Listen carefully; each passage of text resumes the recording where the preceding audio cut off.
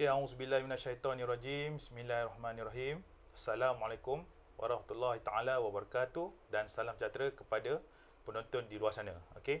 Alhamdulillah, syukur kepada Allah SWT kerana dengan limpah dan kurnianya sekali lagi kita bersama di konti media Unique Mimet untuk kita membawakan sebuah lagi perbincangan yang sangat menarik. Okey, jadi kalau tuan-tuan dan puan-puan masih ingat lagi 2 minggu lepas kita masih lagi bersama dalam segmen teologi laut dan segmen sebelum itu kita telah membawa kepada pelajar kita yang ada pengalaman bekerja di atas kapal di lautan. Pada hari ini kita bersama dengan Encik Wan Ahmad Sapuan yang merupakan tenaga pakar dan juga tenaga pengajar di Unique Mimet, dan sebenarnya beliau juga adalah jurutera Marine kelas pertama ataupun first engineer bagi kapal-kapal di negara kita ni lah. Okey, jadi sebelum saya menjemput Cik Sapuan memperkenalkan diri, jadi jangan lupa untuk menonton tuan-tuan dan puan-puan kepada yang berminat untuk menyambung pengajian di Universiti Kuala Lumpur dan juga Unique Mimet, pengambilan di bulan Januari masih dibuka. Dan untuk menonton dan tuan-tuan dan puan-puan juga, sekarang ni kita bukan saja ada platform sosial media seperti Facebook, Instagram, Twitter, YouTube, dan yang terbaru kita ada TikTok. Sangat menarik kan? Jadi jangan lupa layari Unique Mimet Official. Kemudian anda bolehlah tengok Facebook, Instagram, Twitter, YouTube dan sebagainya. Jangan lupa follow, like dan share. So pada hari ini 7 Januari 2020 bersamaan dengan 23 Jamadil Awal 1442 Hijrah. Jadi Cik Wan Ahmad Sapuan, saya panggil Encik Sapuan Sapuan boleh lah. Sapuan boleh Alright. Terima kasih kerana sudi menerima undangan kami ke konti. Sama-sama. Jadi untuk secara langsung lah, perbincangan kita ni lebih kepada, saya bagikan kepada 3 tahap. Jadi saya percaya penonton di luar sana mesti tertanya, siapakah orang di sebelah saya ni? Segak, bergaya, tak nampak tua tetapi tak nampak muda, sedang-sedang umurnya. Jadi siapakah beliau? Jadi perbincangan kita ni saya akan bagi kepada 3 tahap. Yang pertama kita nak mengetahui sendiri latar belakang Encik Sapuan. Yang kedua, pengalaman beliau semasa belajar di Universiti Kuala Lumpur Mimet. Kerana untuk menonton tuan-tuan dan puan-puan, beliau sebenarnya adalah alumni dan juga bekas pelajar di kampus kita. Dan tahap yang ketiga adalah kita nak tahu pengalaman beliau bekerja di luar sana. Cik Sapuan, terima kasih. Sama-sama. Apa khabar? Khabar baik, alhamdulillah. Alhamdulillah, syukur. Jadi straight to the point. Alright. Boleh tak Encik Sapuan berkongsi bersama saya dengan pendengar di luar sana, bagaimana Encik Sapuan ni boleh kenal Universiti Kuala Lumpur Mimet, dan bagaimana boleh terniat dan juga bersemangat mengikuti kursus kejuruteraan Marine ataupun Marine Engineering. Boleh kongsikan dengan saya dan juga pendengar di luar sana. Alright, Assalamualaikum, selamat pagi. Terima kasih kepada yang sudi tengok live kita. Alright, so hari ini macam yang Dr. Aizat beritahu tadi, berkenaan dengan sharing lah, experience. So saya dipanggil oleh Unique untuk sharing experience saya lah. So nama penuh Wan Ahmad Sapuan bin Zakaria. Saya masuk Unique Mimet pada tahun 2007. So saya habis 3 tahun, kemudian 2010 lah. Alright. So macam mana saya tertarik nak masuk ke Unique Mimet ni? Ya, betul. Itu soalan dia. Saya sebenarnya saya asal daripada Seri Manjung lah. Orang tempatan. Orang tempatan, orang lokal. So saya bersekolah di Seri Manjung lah. Alright. So jadi selepas saya habis sekolah tu, saya sementara kita nak masuk sambung belajar tu, saya bekerja di sektor marine lah sebagai buruh lah. Jadi dekat situ menarik minat saya lah macam mana bila saya pergi ke kapal untuk melakukan kerja-kerja. Kita tengok kapal ni macam mana cara kita nak naik, macam mana apa best ke kerja kapal ni kan, dia orang buat apa kat sini. So dia menarik minat saya lah. Lepas tu ayah saya pun ada suruh apply lah. Apply dekat UniKL and then ada institusi yang lain lah. So alhamdulillah saya dapat masuk ke MIMED. Okay. Sebab MIMED memang saya punya first choice lah. Oh, pilihan pertama Pilihan pertama sebab saya memang nampak lah sebab bila saya actually kampung saya dekat Penang. So setiap kali saya nak balik Penang tu saya akan lalu dekat UniKL MIMED lah. So masa tu UniKL MIMED ni bangunan dia unik lah. Dia punya colour dengan dia punya saiz dia tu. So kita nampak daripada luar tu bangunan dia menarik. Apa yang khusus apa yang ada dekat dalam MIMED ni lah. So saya apply. Okay, alhamdulillah saya dapat masuk MIMED and then 2007 tu Julai saya masuklah untuk semester pertama lah. Okey, terima kasih Cik Safwan atas perkongsian latar belakang yang saya rasa menarik ya. Jadi cuma saya nak tahu, saya difahamkan Cik Safwan merupakan batch yang terawal lah. Ya, betul, betul. Terawal semenjak kampus ini ditubuhkan, khususnya dalam bidang marine engineering ataupun kejuruteraan marine. Jadi okey, boleh kongsikan tak dengan saya, dengan pendengar di luar sana, sudah tentu mereka tak sabar-sabar nak tahu pengalaman belajar. Pengalaman belajar sepanjang 3 tahun ya? 3 tahun. Okey, 3 tahun di UniKM dalam bidang marine engineering. Jadi boleh saya tahu tak apa kursus yang cabaran ke, ada tak apa praktikal ke situ, ataupun adakah sepanjang belajar di situ ada pengalaman menarik untuk dikongsikan? Silakan. Okey, sejujurnya pada semester yang pertama saya masa tu dan kawan-kawan saya lain kita dalam kursus diploma ship construction. Okey. So diploma ship construction ni basically dia ajar kita lah macam mana kita nak design kapal dan untuk construction kapal. And then waktu kita dah nak habis semester pertama tu wujud kursus baru lah. Okey, UniKL tawarkan kursus baru and then kepada student yang nak convert kepada marine engineering, which is kursus yang membolehkan student untuk belajar di kapal. So kita kawan-kawan saya semua apply lah. So alhamdulillah first batch yang marine engineering tu saya berjaya masuk lah bersama kawan-kawan yang lain lah. Alright. So start daripada situ kita sambung belajar lah daripada semester 2 sampai semester 5 lah. Okey. Terima kasih Cik Safwan atas perkongsian sepanjang belajar di Universiti Kuala Lumpur. Cuma kepada pendengar di luar sana, jika anda ada soalan ingin ditujukan, okey, jangan ragu, jangan segan, anda boleh type. Okey, anda boleh type di kita punya Facebook live kita, dan insya-Allah saya akan bacakan soalan ini dan kita akan tanyakan kepada Cik Safwan.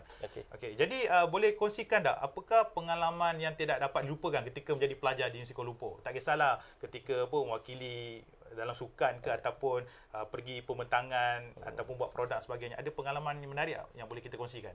Pengalaman menarik, okey, bagi saya yang pertama adalah kawan-kawan lah, sebab saya beruntunglah dapat kawan-kawan yang supportive dan fun lah orang cakap.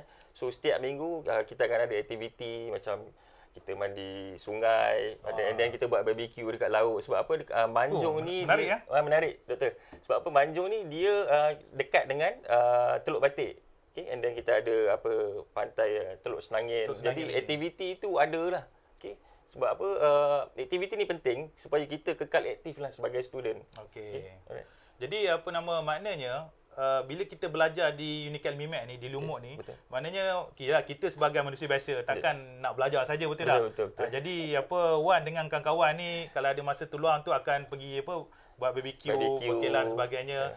Dan untuk pendengar di luar sana, Lumut ni terletak di daerah Manjung, dan untuk tuan-tuan dan puan-puan, kita bukan saja ada pantai yang indah untuk rekreasi dan juga berkelah, tapi kita juga ada air terjun di Ulu Licin di Buruas. Ya, betul. Hanya mengambil masa lebih kurang 40 minit lah daripada UniKL MIMED. Jadi sesuatu jarak yang tak terlalu jauh. Jadi kita boleh pergi sana lah untuk release stress ke selepas study, lebih kurang macam tu lah.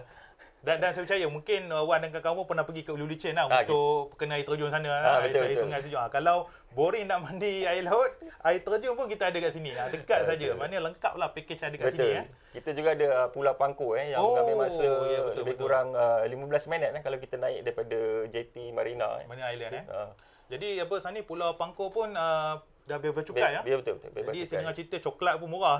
Itulah. Siapa peminat coklat, jangan lepaskan peluang. Boleh pergilah. Sambil-sambil lawat ke UniKL MIMED, boleh ke Pangkor terus. Betul. Okey. Jadi kita hampir ke tahap ketiga. Cuma sebelum kita masuk ke tahap ketiga iaitu alam pekerjaan, boleh tak Wan kongsikan dengan pendengar di luar sana bagaimanakah cara-cara bila dah habis belajar, bila saya difahamkan Wan pun terlibat dalam latihan industri. Betul. Boleh kongsikan tak pengalaman latihan industri dan bagaimana mendapat tempat? Okey, so kita balik kepada timeline yang saya cerita tadi lah. 2010 saya habis belajar and then saya apply untuk cadetship lah, which is untuk student marine engineering untuk melayakkan diorang menjadi jurutera marine kelas keempat, atau kelas ketiga, maafkan saya. Diorang perlulah melalui satu tempoh training di atas kapal lah, which is kita panggil cadetship. Jadi saya waktu tu kita antara batch yang pertama lah. Jadi kita Unicad Almimed ni kurang exposure lah dalam industri untuk marine engineering. Jadi kita kena apply sendirilah. So kita akan macam saya sendiri, saya akan send email lah kepada beberapa company and then kita akan print out kita punya resume. Kita akan pergi kepada company-company untuk apply lah. So alhamdulillah bulan, tak silap saya, bulan 7 2010 tu saya dapat placement dekat company Sapura SRG untuk buat cadetship. Itu syarikat yang besar betul. Syarikat yang besar. Sapura Kencana Sapura SRG. SRG masa tu. Subsidiary kepada Sapura ni lah. Jadi dia Sapura Group lah. Yes. So Sapura tu dia tentang apa? Dia punya core business dia tentang apa? Untuk yang projek yang saya attach waktu tu sebagai masa tu saya cadet lah. Alright. So dia mostly more to heavy lift. Macam contoh kita tengok pelantar minyak Jadi untuk kita transfer dia kepada dia punya structure dekat laut tu, so dia menggunakan crane yang besar lah. So kapal yang saya naik ni dia mempunyai crane yang besar sebab dia mampu mengangkat 3,000 tan structure. Jadi crane tu dia akan angkat platform tu untuk di-attachkan kepada dia punya ni lah base dia. So boleh tak kongsikan sekali lagi dengan penonton di luar sana?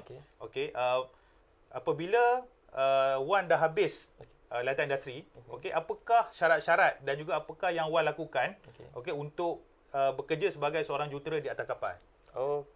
So selepas kita habis cadetship, and then ada beberapa kursus lah yang perlu candidate untuk kena ambil lah, which is yang pertama masa zaman saya kita panggil basic safety training, and then kena ada medical check up daripada Jabatan Laut punya panel.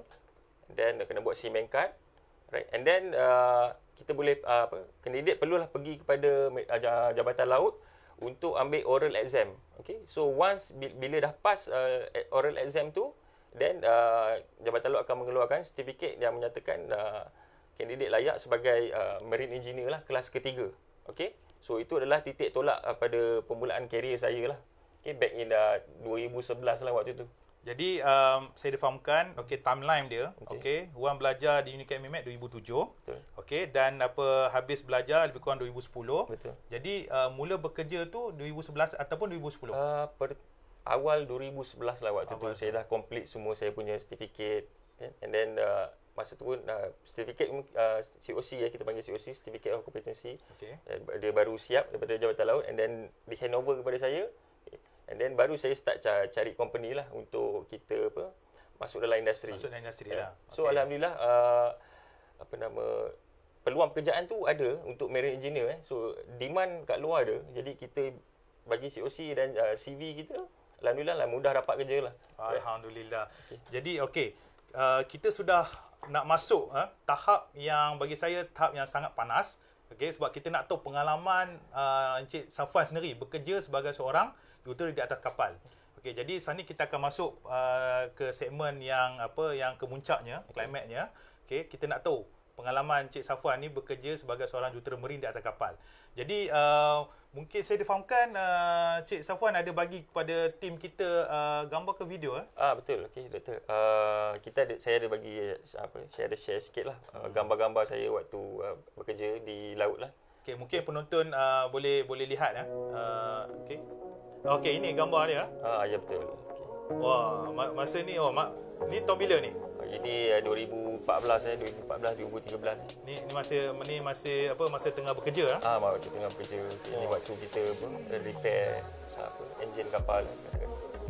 Besar enjin dia. Itu dia punya piston dengan Itu rod. piston? Itu piston dia. Piston, kalau piston kereta besar ini, piston kapal apa besar rumah. Ketinggian dia lebih daripada kita lah. Ya Allah. Jadi okey, Wan, sementara kita biar penonton menikmati gambar dan juga video oleh tim media kita, boleh kongsikan tak apa perasaan Wan apabila diterima bekerja di atas kapal ni? Kapal betul ni. Okey. Kan? Pengalaman, rasa takut ke, rasa teruja ke, macam mana, boleh kongsikan tak dengan penonton di luar sana? Okey, yang pertama sekali tentulah saya rasa bersyukur dan tentu sekali teruja lah sebab kita dah masuk dalam industri sebagai jurutera, bukan lagi cadet ataupun internship. So itu adalah satu tanggungjawab yang berat lah. Sebab bila kita dah jadi jurutera ni, kita ada tanggungjawab kita tersendiri, and then seluruh tim, kita perlu memberi satu effort yang lebih lah, compare to waktu kita cadet lah. So itu adalah satu cabaran, bila kita dah jadi jurutera lah. Tapi tidak mustahil sebab kita dilengkapi dengan ilmu yang saya belajar dekat Unique Elmimed dan advice daripada experience lecturer yang ada dekat MIMED ni. So bagi saya cabaran tu kita harungi dengan lebih yakin bila ada supportive daripada belakang. Ya, betul. Saya difahamkan pengalaman bekerja di atas kapal yang dimiliki oleh Wan ni sebenarnya hasil daripada didikan tenaga pengajar di UKM MIMED Ya, betul sekali. Ya. Dan saya amat bersyukurlah sebab dekat UKM MIMED kita ada tenaga pakar yang betul-betul certified lah. Okey. So lecturer-lecturer yang ada dekat sini semuanya adalah pakar-pakar dalam bidang marine. Jadi itu adalah satu kelebihan lah untuk pelajar-pelajar dekat MIMED ni. Ya, betul. Dan untuk pengetahuan penonton di luar sana, UNICAN ni dia agak unik sebab kita bukan saja ada tenaga pakar akademik dari bidang akademik, tapi kita juga ada tenaga pakar yang kita ambil yang ada pengalaman bertahun-tahun dalam bidang industri. Jadi kita ada dua skim akademik, iaitu skim specialist dan juga skim lecturer. Jadi sebab tu saya difahamkan bila Wan masuk UNICAN MIMED sebagai tenaga mengajar, ada skim ada skim specialist, maknanya tenaga pakar. Jadi berdasarkan pengalaman itu yang dicurahkan kepada anak-anak murid yang menceburi dalam bidang kejuruteraan marine dan juga berbagai kursus lah yang kita sediakan. Ya, betul. Okay. Cuma saya nak tanya sikit, kapal jenis apa yang Wan bekerja ni? Sebab saya difahamkan, sebab saya pun tak pernah naik kapal. Saya pernah naik feri Penang, feri Pangkor saya pernah lah. Alright. Jadi kapal jenis apa? Sebab kita tahu kita ada kapal tangki, kapal tangki minyak, kapal kargo. Ni kapal jenis apa, Wan? Boleh kongsikan tak dengan penonton di luar sana? Okey, jadi sepanjang karier saya pernah naik beberapa jenis kapal lah. Yang pertama kapal korek pasir ataupun kita panggil dredging. Dredging. So yang ni adalah first ship saya sebagai jurutera. So, jadi projek dia banyak lebih kepada pesisir laut punya projek lah. So dia akan korek dan dalamkan, which is usually dekat kawasan-kawasan port lah. Alright. So and then yang kedua, kapal yang saya pernah naik adalah kapal kontena. Okay. So ni adalah one of the biggest shipping company lah dekat Malaysia, PDZ. Jadi so kapal ni dia akan membawa kontena. So dalam kontena ni ada macam-macam kargo lah. So ada bawang, ada kereta lah, ada bawang, motor. Kereta pun ada. Bawang pun ada, betul. Jadi kita pernah jadi satu situasi di mana ombak kuat. Jadi pintu kontena tu terbuka. Ya Allah. Jadi kita pun macam ada perasaan ingin tahulah apa yang ada dalam kontena tu. Rupanya ada bawang lah dalam tu. Oh, bawang. Jangan main lah. Bawang pun kita import export tau. Ya, betul. Tak ada bawang macam mana nak tumis. Jadi kita tutup balik lah. Kita secure the cargo and then kita masuk balik lah. Sebab waktu tu weather tengah rough sea. So jadi berbahaya lah kalau kita ada dekat luar. And then yang kapal yang ketiga, lepas tu saya naik kapal tanker. So kapal ni dia bawa minyak diesel. Ni kapal minyak lah ni? Ya, kapal minyak. And then dia bawa minyak untuk kapal terbang. So kita akan hantar lah. Saya sebagai kru, sebagai jurutera di kapal tu, kita kena memastikan kapal tu sentiasa fit untuk bawa kargo-kargo ni lah. Sebab apa? Kargo ni adalah satu benda yang berbahaya. Jadi adalah kita kena make sure kapal tu sentiasa ready lah. So kita akan hantar ke seluruh Malaysia dan Indonesia lah untuk minyak-minyak ni. Jadi boleh saya tahu tak pengalaman Wan sebagai jurutera di atas kapal? Jadi boleh tahu tak pengalaman itu, maknanya sekali belayar tu berapa lama dan juga paling jauh tu pernah merasai sampai ke mana tu? Boleh kongsikan tak? So untuk tempoh di laut ni. Ya, tempoh di laut. Sekali belayar tu berapa lama? Dia berbeza mengikut jenis-jenis kapal lah. Okey. Macam contoh kapal dredging ni ataupun kapal korek tadi dia kontrak yang syarikat bagi hanyalah 3 bulan lah. Okay, and then kita akan bercuti selama sebulan, and then kita akan naik balik kapal tu lah. Okay. Oh, maknanya kerja 3 bulan. Betul. Lepas tu kita akan dapat cuti 1 bulan. Cuti 1 Lepas tu bulan. kerja balik 3 bulan. Ya, betul. Jadi tapi sebenarnya cuti ni dia bergantung pada kita lah. Kalau kata kita nak cuti 2 bulan, dan kita just inform syarikat lah yang kita nak cuti 2 bulan. Macam saya sendiri, saya kerja 3 bulan. Okay. Saya cuti sebulan, and then saya pergi kepada company lain. Sebab tu saya nak cepat nak kejar saya punya sea time untuk naik pangkat kan. Naik pangkat lah lebih kurang. Jadi saya apply company lain, itu yang saya dapat naik kapal kontainer tu. So kapal kontainer ni saya naik sebanyak 6 bulan. So 6 bulan lah kita tak balik rumah lah. Okey. Tapi jangan risau pada orang student ni ataupun ibu bapa yang dengar benda ni, sebab apa? Benda ni adalah satu satu benda yang kita enjoy lah bila kita minat bila kita ada passion. Okey, 6 bulan ni sebenarnya tak rasa pun bila kita dapat teammate yang bagus. Okay, semua benda ni sebenarnya tak rasa. Kita enjoy. Okey Wan, minta maaf saya nak bercalah ni. Saya pun dah terasa panah dengan perbincangan ni sebab dia melibatkan pekerjaan di atas laut, di lautan yang luas ya. Jadi saya tahu penonton saya ada satu soalan yang sangat-sangat mereka nak tahu. Iaitu soal gaji. Soal gaji. Saya tahu gaji ni dia memang satu perkara yang agak sensitif jugalah untuk kita berbicara secara terbuka. Tapi boleh tak secara eksklusif mungkin Wan boleh kongsikan dengan pendengar di sana, boleh bagi tahu anggaran gaji tu macam mana daripada pangkat daripada yang terbawah sehinggalah tertinggi, sebab saya difahamkan Wan ni bermula sebagai junior cadet. Betul. Dan berakhir sebagai first class engineer. Betul. Okey, jadi boleh tahu anggaran gaji tu untuk menjadi panduan kepada anak-anak muda di luar sana tu. Okey, so bila berkaitan dengan gaji ni, bagi saya lah, saya pernah kerja di darat. Saya pernah kerja di laut juga. Jadi kerja di laut ni sejujurnya lebih mungkin 2 kali ganda daripada apa yang orang yang sama taraf. Itu fakta ya? Itu fakta. Itu fakta ini bukan ini fakta. Okey. Macam contoh untuk third class engineer ataupun junior engineer ni, kita boleh range gaji dia boleh bermula daripada 4,000 sampai 8,000 bergantung pada jenis kapal dan pengalaman dia sendirilah. Okey. And then step yang kedua ataupun level yang kedua, kita ada engineer yang memegang tiket sebagai jurutera kedua. Jurutera kedua. Second lah, panggil second. Second engineer lah kita panggil. Alright. So range gaji dia bermula daripada 8 sampai ke 25,000 bergantung kepada jenis kapal dan pengalaman dia sendiri lah. Itu gaji tu biasanya dibayar dalam ringgit Malaysia ke USD ke Thai baht ke rupiah ke macam mana? Gaji tu. Okey, gaji ni dia bergantung pada company kita. Ikut company lah. Macam contoh kalau kita pergi kepada Australian company, then dia akan bayar kita dalam Australian dollar. Mata wang syarikat negara tu lah. Betul. Macam saya banyak bekerja di syarikat Malaysia, jadi gaji saya banyak dalam Malaysia lah. Tapi boleh tak Wan ada pengalaman tak bekerja di shipping company yang bukan base di Malaysia? Ada pengalaman tak? Saya tak ada pengalaman lah bekerja di syarikat luar daripada Malaysia, tapi projek banyak di luar negara. Di luar lah. Ya, betul. Boleh saya tahu tak yang ni ada soalan. Sorry ada nasib tim media menghentikan saya. Kita ada soalan daripada Umar Aziz. Terima kasih saudara Umar. Soalan beliau adalah student MIMET boleh apply tak sebagai kadet masa intern? Saya serahkan kepada Encik Wan untuk menjawab soalan ni. Silakan. Untuk menjawab soalan ni latest info kita dapat daripada universiti, student MIMET Marine Engineering boleh apply lah untuk cadetship di laut lah. So insya-Allah nanti mana-mana student UniKL yang tengok video ni boleh jumpa kepada lecturer marine engineering. So nanti kita akan bantulah mana yang boleh. Saya terfikir balik tadi, minta maaf kita rewind sikit ke belakang. Masa Wan belajar di UniKL MIMET ni, ada dapat bantuan tak dari mana daripada MARA ke, daripada PTPTN ke, ataupun duit sendiri masa belajar di UniKL ni?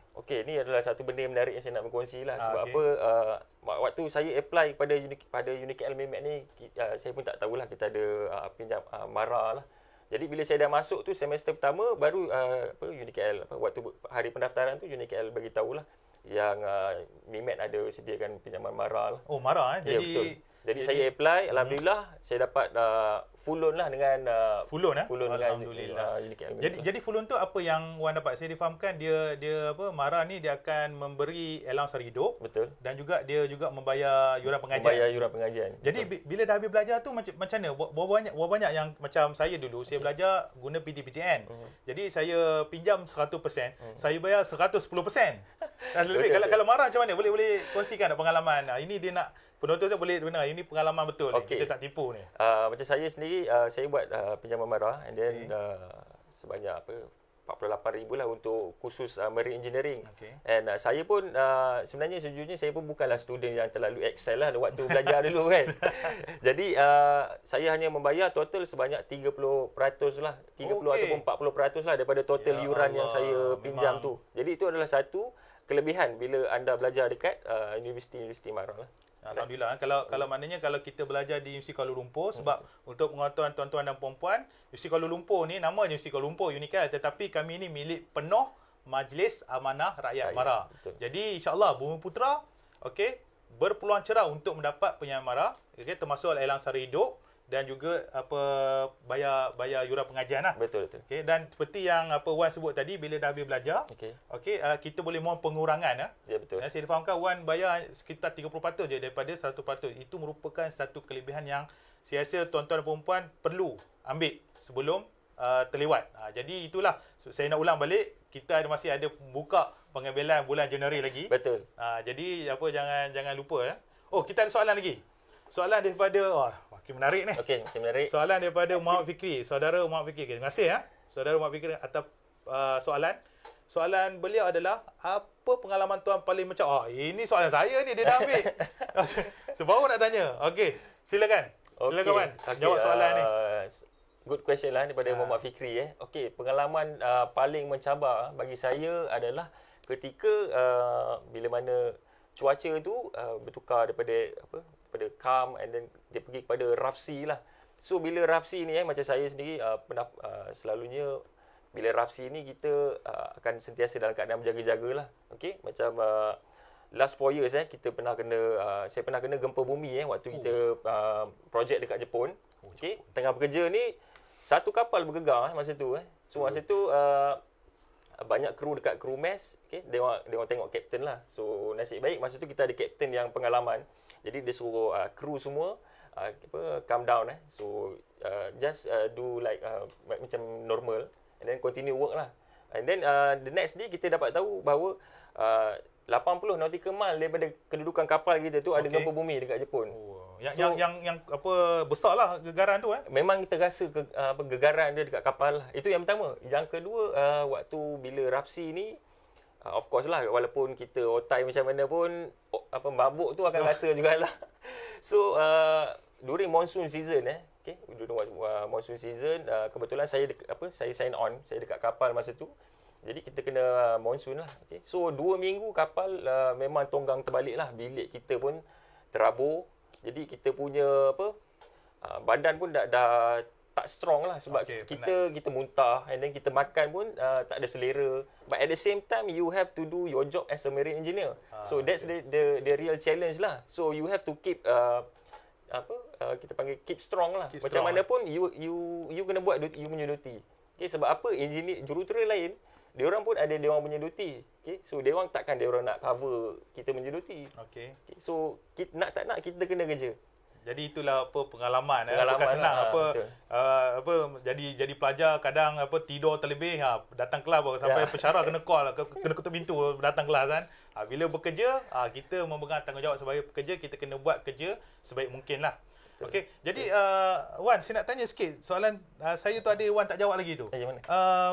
Pengalaman belajar paling jauh tu boleh sampai mana selain Jepun? Pernah sampai ke negara mana lagi? Setakat ni paling jauh saya Jepun lah sebab kebetulan masa tu syarikat saya punya projek dekat Jepun. Jadi paling jauh saya pergi Jepun lah. Tapi satu benda yang saya takkan lupa kan waktu saya pergi ke Jepun ni, saya hanya berbekalkan RM100 dalam beg duit saya.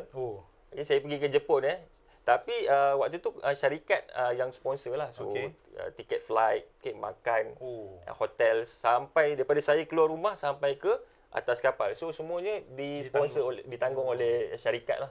Saya nak tanya satu lagi. Bila bekerja di atas kapal tu, makan tu macam mana? Okey, makan tu kena makan roti, biskut kering ke apa ke? Okey, saya sepanjang kerjaya saya ni pun saya banyak juga dah dapat soalan macam ni. Okey, for your information dekat kapal ni kita ada tukang masak khas, yang akan masakkan untuk kru kapal. So dia orang ni tukang masak ni semua adalah yang berpengalaman, banyak yang daripada hotel, okey, and then daripada yang ada business, and then datang offshore ataupun datang kapal untuk bekerja lah. Okay, so dia orang ni semua memang pakar dalam bidang masakan lah. So makan jangan risau. Makan jangan risau. Jangan risau, memang sedap. Banyak yang naik naik kapal 60 kilo, turun 70 kilo. Ada pun ada. Maknanya apa, makan kuat, kerja pun kuat lah ni. Makan kuat, kerja pun kuat lah. Jadi antara soalan saya nak tanya lagi, saya difahamkan walaupun Wan bekerja di kapal company Malaysia, syarikat Malaysia, tapi di situ ada pelbagai kaum, pelbagai bangsa bekerja di situ, ya, betul tak? Betul.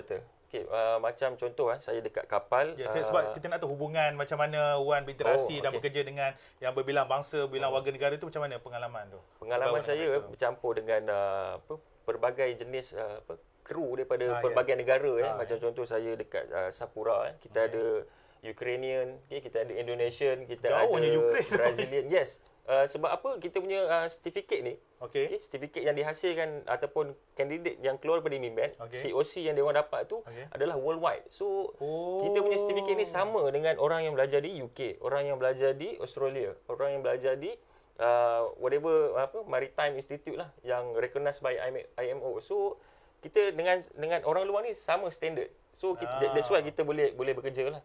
Okay, so pengalaman bekerja dengan dia orang ni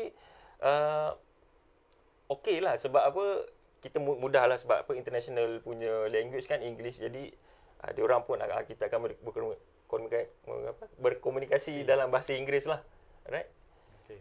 Oh, ya Allah, ada soalan lagi. Kali ni daripada penonton wanita. Ini. Okay, terima kasih Cik Nadia Adenan. Okey, soalan ni soalan agak cepuman ni. Encik prefer kerja laut ke kerja darat? Ini saya serah kepada Jiwan lah untuk jawab. Okey, terima kasih pada Puan Nadia Anan untuk soalan ni. Okey, jadi macam saya sendiri untuk 10 tahun pertama selepas saya habis belajar dekat MIMET ni, saya prefer kerja di laut lah. Sebab apa? Kita nak macam saya sendiri, saya nak gain pengalaman, dan experience, skills, yang kita takkan dapat di darat lah. Macam contoh dekat kapal kita ada big two-stroke engine, engine two-stroke yang besar. So memang takkan dapat dekat darat. So pengalaman macam ni yang saya nak kejar lah sebelum saya kita panggil settle down dan kita bagi share balik experience. Yes. So kita nak mencuba dan nak merasa kepayahannya macam mana, dan dia punya adventure kita dekat laut tu. So untuk first 10 years saya prefer kerja di laut lah. And then after 10 years, which is umur saya dah 30. Umur saya dah 32 sekarang. Jadi umur 30 saya stop bekerja di laut. And then saya start bekerja di darat lah. So buat masa sekarang ni saya memang prefer kerja di darat lah. Yalah, tapi kampus kita pun dekat dengan sebelah laut lah. Kita pun ada pelantar kapal lah. Memang kampus kita pun dalam kawasan laut. Jadi kalau yang tak pernah datang, sila berkunjung. Ada kapal, pelantar kapal, nak mancing pun boleh. Kita pun ada pantai kita sendiri. Betul. Jadi masih rindu di laut tu masih ada lagi lah. Masih ada. Kadang-kadang tu daripada Unique Island pun kadang kita boleh nampak kapal lalu. Kita boleh kapal tugboat, kapal layar pun dia orang akan lalu dekat MIMET. And then saya akan nampak jugalah, mungkin kita bayanglah masa terbayang jugalah. I'm one salah satu daripada kru yang ada dekat kapal tu lah. So disebabkan saya terfikir, disebabkan yang bertanya tadi tu wanita, saya nak tanya, ada tak pengalaman masa Wan bekerja di kapal, ada tak kru daripada wanita tu sendiri, dan biasanya mereka bekerja sebagai apa? Okey, pengalaman bekerja dengan kru wanita ni saya tak pernah direct involvement lah. Tapi dalam industri memang ada marine engineer wanita lah. Jadi itu bukan satu bukan satu kekurangan lah, ataupun something yang diorang perlu risau terlebih. Sebab apa? Wanita ni pun sendiri, diorang mampu bekerja sama taraf dengan jurutera lelaki. Okey. So itu ada antara review ataupun feedback bila saya tanya dengan kawan-kawan saya yang pernah bekerja dengan jurutera wanita lah. So dia orang punya standard memang sama taraf lah. So jangan risaulah. Maknanya sebab tu Unicare juga tidak membataskan jantina. Jadi kita betul. pun ada juga pelajar-pelajar marine engineering yang wanita gender wanita untuk bekerja, dan kita pun ada juga, tak salah saya ada juga junior one yang masih wanita tapi mereka bekerja sebagai jurutera kapal ada juga kan? Ada juga masih ada beberapa yang wanita, masih stay di laut lah. Okey, boleh saya tahu tak, tadi Wan kata bila bekerja atas kapal kita ada shift. Bagaimana pembahagian jadual kerja tu? Sebab atas kapal kan 24 jam. Betul. Bagaimana bahagi masa untuk bekerja dan juga untuk beriadah dan sebagainya? Okey. Dia punya masa tu sebelum tu kita kena tengok baliklah apa dia punya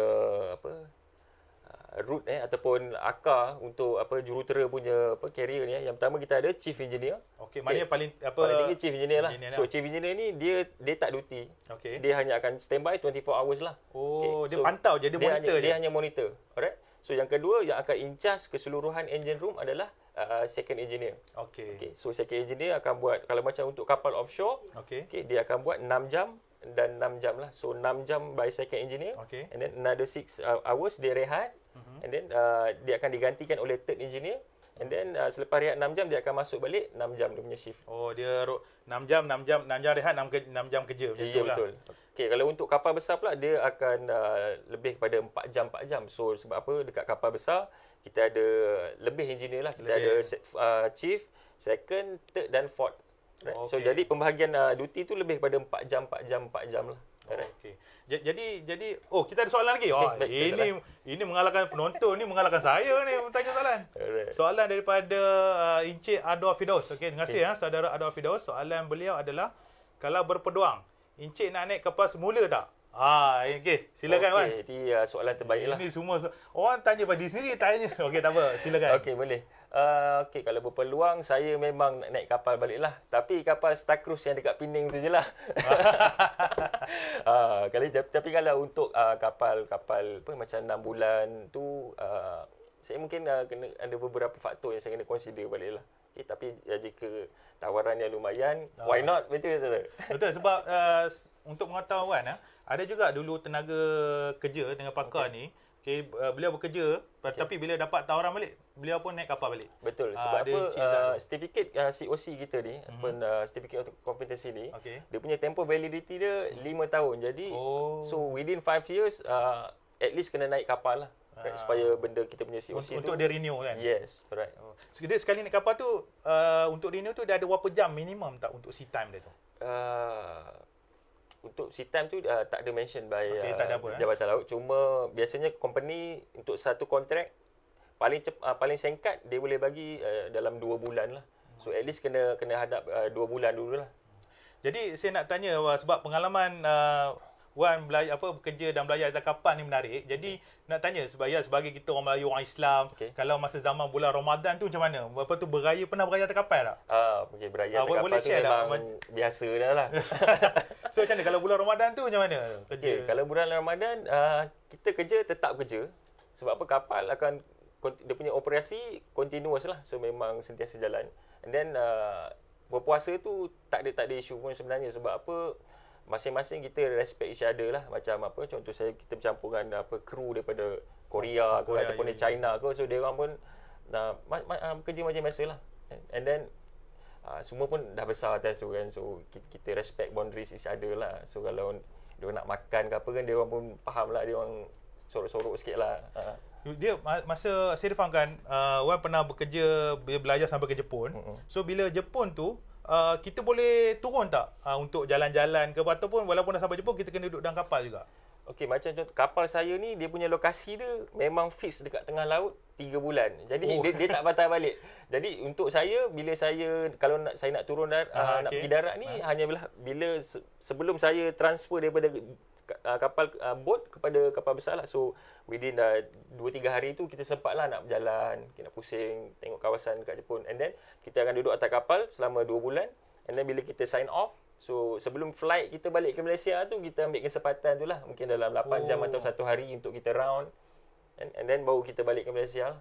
Okay. So bila balik, lepas tu naik balik kapal? Naik balik kapal. So dia punya duration dia macam saya 2 bulan, sebulan, 2 bulan, sebulan lah. So dia bergantung pada arrangement daripada company lah. Right. Okay. So apa nama, kita pun dah hampir ke penghujung rancangan. Okey, jadi saya ingin ucapkan terima kasihlah kepada penonton di luar sana dan juga Encik Wan. Cuma kepada penonton di luar sana, saya ingin berkongsi sekali lagi, jangan lupa pengambilan bulan Januari masih dibuka untuk peringkat diploma dan juga ijazah sarjana muda. Okey, layari laman web kami www.unicare.edu.my. Dan jangan lupa, sekarang ni kita dah ada pelbagai sosial media. Kita ada Facebook, kita ada Instagram, kita ada Twitter, kita ada YouTube, dan kita ada TikTok. Okey, jadi tolong jangan lupa like, follow dan share. Jadi apa nama, Wan, terima kasih kerana sudi bersama kami. Cuma kata-kata terakhir. Okey, mungkin ada Wan untuk dikongsikan kepada pendengar luar sana, penonton luar sana.